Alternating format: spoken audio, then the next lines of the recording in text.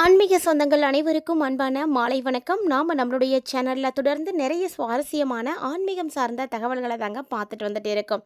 அந்த வரிசையில் இந்த பதிவில் என்ன தெரிஞ்சுக்க போகிறீங்க அப்படின்னா, பொதுவாக அமாவாசை அப்படிங்கிறது முன்னோர்களுக்கான ஒரு நாள். அந்த நாளில் நம்ம வழிபாடுகள் செய்கிறது ரொம்ப ரொம்ப நல்லது அப்படின்னு சொல்லுவாங்க.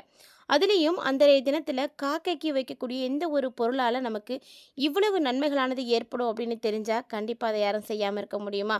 அந்த பொருள் என்ன, அது எப்படியெல்லாம் நம்ம வைக்கணும், என்னெல்லாம் அன்றைக்கி செய்யணும் செய்யக்கூடாது அப்படின்றத பற்றியெல்லாம் இந்த பதிவில் நம்ம தெரிஞ்சுக்கலாம்.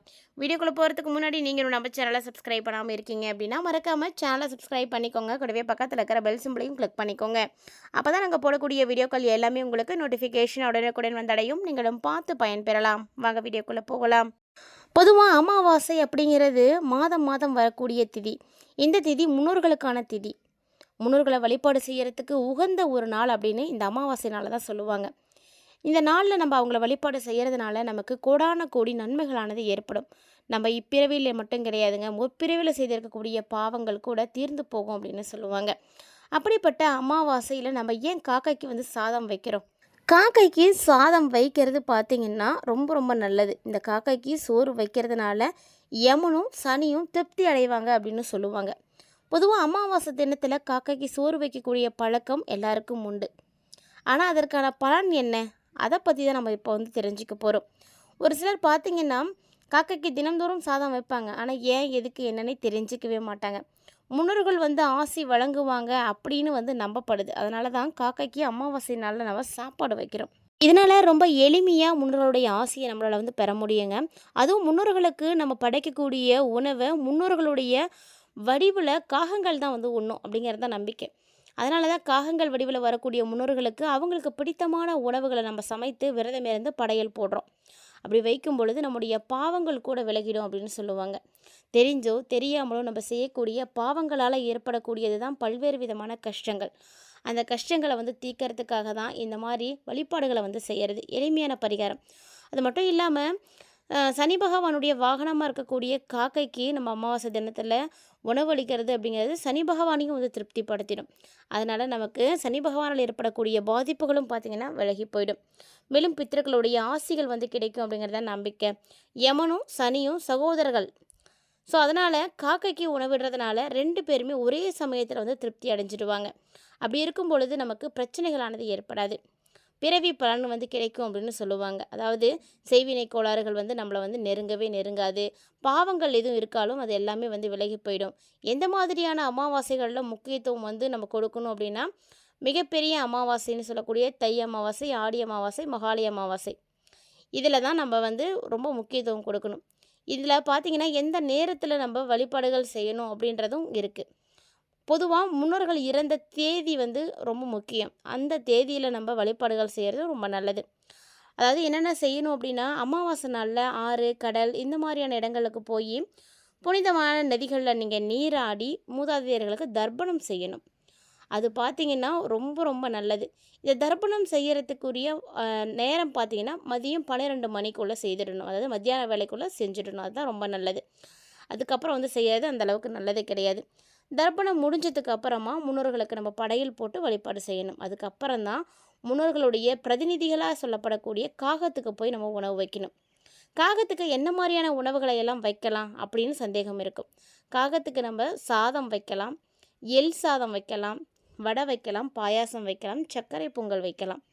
இதெல்லாம் காகத்துக்கு நம்ம உணவாக வைக்கக்கூடிய உணவுகள். இந்த உணவுகளை நீங்கள் வைக்கும் பொழுது அமாவாசை தினத்தில் காக்கைக்கு வைக்கக்கூடிய இந்த உணவு பார்த்திங்கன்னா கண்டிப்பாக அவங்களால ஏற்றுக்கப்படும். அது மட்டும் இல்லாமல் இது மாதிரி சோறு வைக்கக்கூடிய பழக்கம் நம்மளுடைய கலாச்சாரத்தில் ரொம்ப ரொம்ப முக்கியம் வாய்ந்த ஒரு நிகழ்வு. இப்போல அமாவாசை நாளில் நம்ம நிறைய விஷயங்களை செய்யணும். அதாவது ஒரு சிலர் அந்த விஷயங்களை எல்லாம் செய்கிறது கிடையாது. அதனால தான் பல பிரச்சனைகளுக்கு ஆளாகிட்டு இருக்காங்க. அமாவாசை அப்படிங்கும் பொழுது நம்ம கோவிலுக்கு போய் வழிபாடுகள் செய்யலாம். இல்லைன்னா முன்னோர்களுடைய பேரில் நம்ம அர்ச்சனைகள் செய்யலாம். அதுவும் இல்லையா, முன்னோர்களுக்கு பார்த்திங்கன்னா பிடித்தமான உணவுகளை சமைத்து நம்ம மற்றவர்களுக்கு தானங்கள் செய்யலாம். கண்டிப்பாக அமாவாசையில் நம்ம யாராவது 4 பேருக்காவது நம்மளால் முடிந்த உணவுகளை தானம் செய்யணும். அட்லீஸ்ட் உங்களால் 4 பேருக்கு முடியல அப்படின்னா கூட ஒருத்தருக்காவது வாங்கி கொடுங்க. அமாவாசை அன்னைக்கு முன்னோர்களுக்கு நம்ம தர்ப்பணம் செய்கிறது, பித்ருக்களுக்கு பூஜை செய்கிறது, காகத்துக்கு உணவு வைக்கிறது, தானங்கள் கொடுக்கறது. தானம்னா அரிசி, பருப்பு, வஸ்திரம் இது எல்லாமே வந்து ரொம்ப புண்ணியத்தை வந்து கொடுக்கும் அப்படின்னு சொல்லுவாங்க. இந்த நாளில் நம்ம உணவுகளில் அசைவத்தை மட்டும் கண்டிப்பாக வந்து தவிர்த்துணுங்க. தவிர்த்துட்டு எளிமையான உணவுகளை மட்டும்தான் நீங்கள் வந்து எடுத்துக்கணும். எளிமையான உணவுகளை உண்டு முன்னோர்களுடைய ஆசையை பெற விரதம் இருக்கலாம். இப்படி விரதம் இருந்து நீங்கள் வழிபாடு செய்கிறதுனால உங்களுடைய குடும்பம் பார்த்திங்கன்னா ரொம்ப சிறப்பாக இருக்கும், மகிழ்ச்சி கிடைக்கும், சுபகாரிய தடைகள் இருந்தால் விலகி போகும். அது மட்டும் இல்லாமல் நிறைய நிறைய நல்ல விஷயங்கள் நடக்கும். காகம் அப்படின்றதே முன்னோர்களுடைய வடிவம் தான். ஸோ முன்னோர்களே காகத்தின் வடிவில் வருவதாக தான் நம்புகிறோம். அதனால தான் காகத்துக்கு நம்ம சாப்பாடு வைக்கணும். அதுலேயும் குறிப்பாக பார்த்தீங்கன்னா எள் கலந்த சாதம் வைக்கிறது ரொம்ப நல்லது. தயிர் சாதம் வைக்கலாம், அதுவும் நல்லது.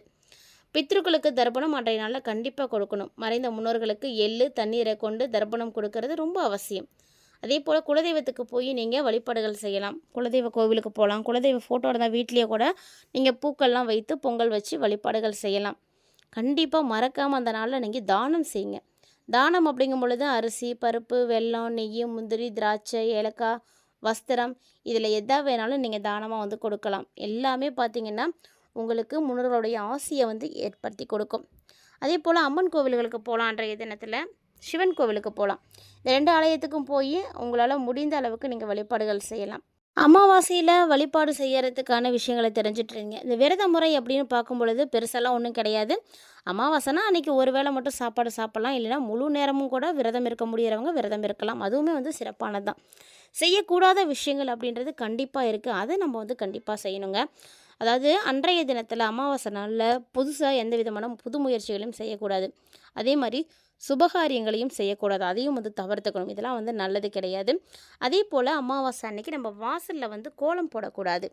அதையும் வந்து தவிர்த்துக்கலாம். கண்டிப்பாக அன்றைய தினத்தில் அசைவ உணவுகளை தவிர்க்கணும். நகம் வெட்டக்கூடாது, முடி வெட்டக்கூடாது. அதாவது மற்றவர்களை வந்து எந்த ஒரு வார்த்தைகளாலையும் தகாத வார்த்தைகளை பயன்படுத்தி திட்டக்கூடாது. அமாவாசை அன்னைக்கு பார்த்தீங்கன்னா ஆவிகளுக்கு வந்து ஒளி கிடைக்காதுன்னு சொல்லுவாங்க. ஏன்னா சந்திரன் வந்து மறைஞ்சிருப்பார் இல்லையா, அதனால் ஆவிகளுக்கு வந்து உணவு கிடைக்காம தடுமாறுவாங்களாம். அவங்களுடைய பசி தாகத்தை வந்து அவங்களால தாங்கிக்க முடியாது. அப்போ தாங்கிக்க முடியாமல் இருக்கும்போது என்ன பண்ணுவாங்கன்னா பூலோகத்துக்கு தான் வருவாங்க. தங்களுடைய ரத்த சம்பந்தமுடைய வீடுகளுக்கு தான் வருவாங்க. அப்போது நம்ம யாராவது நம்மளை வந்து நினைக்கிறாங்களா, நமக்கு ஏதாவது தர்ப்பணம் கொடுக்குறாங்களா, படையல் போடுறாங்களா அப்படின்லாம் பார்க்குவாங்களாம். ஸோ அதனால தான் நம்ம அமாவாசையில் கண்டிப்பாக எதுவும் செய்யணும் அப்படின்னு சொல்கிறது. முன்னோர்களை வழிபாடுகள் செய்யணும். அதில் இல்லாமல் அன்றைய தினத்தில் அன்னதானம் செய்கிறது ரொம்ப நல்லது. வீடு வாசல் இல்லாத ஏழைகளாக பார்த்து நீங்கள் அன்றைக்கி அன்னதானம் செய்யுங்க. ஒவ்வொரு அமாவாசை அன்றைக்கும் உங்களால் முடிந்த அளவு உணவுகளை வந்து அன்னதானம் செய்யுங்க. உயிரினங்கள் அப்படின்னு எடுத்து பார்க்கும்பொழுது பசு, காகம், நாய், பூனை இந்த மாதிரி எல்லா ஜீவராசிகளுக்குமே நீங்கள் அன்னம் அளிக்கலாங்க, தப்பு கிடையாது. அமாவாசை அன்னைக்கு பிதுர் தர்ப்பணம், அன்னதானம் இது எல்லாத்தையுமே வந்து உங்களுடைய குலதெய்வம் இருக்கக்கூடிய இடத்துல நீங்கள் செஞ்சிங்கன்னா ரொம்ப நல்லது. முடியலன்னா இஷ்ட தெய்வம் இருக்கக்கூடிய இடத்துலையும் செய்யலாம். அப்படியும் முடியலன்னா நீங்கள் வீட்டிலே கூட செய்யலாம், எந்த தப்பும் கிடையாது. அதே போல் அமாவாசையில் பார்த்தீங்கன்னா தலையில் எண்ணெய் வைக்கக்கூடாதுங்க. எண்ணெய் வச்சிங்க அப்படின்னா அது நல்லது கிடையாது. மேலும் உங்களுடைய வீட்டில் பார்த்தீங்கன்னா நிறைய விஷயங்கள் வந்து நல்லபடியாக நடக்கணும்னா அன்றைக்கி போய் புண்ணிய நதிகளில் நீங்கள் நீராடுங்க. நதியில் கூட நீராடலாம். அமாவாசை அன்னைக்கு காலையில் சூரிய உதயத்தின் பொழுது கடல்லேருந்து எடுக்கப்பட்ட நீரை வீட்டுக்கு கொண்டு வாங்க. வீட்டில் நீங்கள் அதை தீர்த்தமாக தெளிச்சிங்க அப்படின்னா வீட்டில் இருக்கக்கூடிய எல்லா தோஷமும் போயிடும். உற்றார் உறவினர் தொடர்பு இல்லாத ஆவிகள் மரம் செடி கொடிகளில் அமாவாசை அன்னைக்கு மட்டும்தான் தங்கி அதனுடைய சாரத்தை வந்து சாப்பிடும். அதனால தான் அமாவாசை அன்னைக்கு மட்டும் மரம் செடி கொடிகளையோ காய்கறிகளையோ புல் பூண்டுகளையோ தொடக்கூடாது, பறிக்கக்கூடாது அப்படின்னு சொல்லுவாங்க. அதனால் இந்த நாளில் கண்டிப்பாக இந்த விஷயங்களை எல்லாம் நீங்கள் நோட் பண்ணி வச்சுக்கோங்க. இதை மட்டும் செய்யாமல் இருந்தீங்க அப்படின்னாலே போதும், ரொம்ப நல்ல மாற்றம் கிடைக்குங்க. அது மட்டும் இல்லாமல் அமாவாசை அப்படிங்கிறது மறந்து கூட இந்த மாதிரியான தவறுகளை செய்திடாதீங்க. இதனால் உங்களுக்கு பாவங்கள் தான் வந்து சேரும். ஸோ ஒவ்வொரு அமாவாசையிலையும் நம்ம எப்படி இருக்கணும், என்ன செய்யணும் அப்படின்றத நீங்கள் பார்த்துருப்பீங்க. அதனால் நீங்கள் இந்த விஷயங்களை தொடர்ந்து செய்தீங்க அப்படின்னா வீட்டில் பணப்பிரச்சனைகள் வராது, கடன் பிரச்சனைகளும் கண்டிப்பாக இருக்காது. மறக்காமல் இந்த விஷயங்களை எல்லாம் ட்ரை பண்ணி பாருங்கள். உங்கள் வீட்டில் அமாவாசை வழிபாடுகள் செய்யக்கூடிய பழக்கம் இருக்கா அப்படின்றத கமெண்ட் பண்ணுங்கள். இந்த பதிவில் நீங்கள் நிறைய தகவல்களை பார்த்தீங்க இல்லையா, கண்டிப்பாக இது எல்லாமே உங்களுக்கு வந்து பிடிச்சிருந்துருக்குன்னு நினைக்கிறேன். ரொம்பவே வந்து பயனளிக்கக்கூடிய வகையிலையும் இருந்திருக்குன்னு நினைக்கிறேன். அப்படி ஒரு வேளை உங்களுக்கு பிடிச்சிருந்ததற்கு பயனளிக்கக்கூடிய வகையில் இருக்குது இந்த பதிவு அப்படின்னு நீங்கள் ஃபீல் பண்ணிங்கன்னா மறக்காமல் நம்ம வீடியோக்கு ஒரு லைக் பண்ணிக்கோங்க. இது மாதிரி நிறைய இன்ட்ரெஸ்டிங்கான தகவல்களை எல்லாம் நீங்கள் தொடர்ச்சியாக பார்த்து தெரிஞ்சுக்கணும், ஆன்மீக ரீதியாக வரக்கூடிய ஒவ்வொரு விஷயங்களுமே வந்து நீங்கள் பார்க்கணும் அப்படின்னு ஆசைப்பட்டீங்கன்னா நம்ம சேனலை மறக்காமல் சப்ஸ்கிரைப் பண்ணிட்டு ஃபாலோ பண்ணுங்கள். வீடியோ பிடிச்சிருந்தால் லைக் பண்ணி ஷேர் பண்ணுங்கள், மறக்காமல் கமெண்ட் பண்ணுங்கள். மேலும் இது போல் நிறைய இன்ட்ரெஸ்டிங்கான தகவல்களோட மற்றும் ஒரு சுவாரஸ்யமான ஆன்மீக தலைப்பில் சந்திக்கலாம்.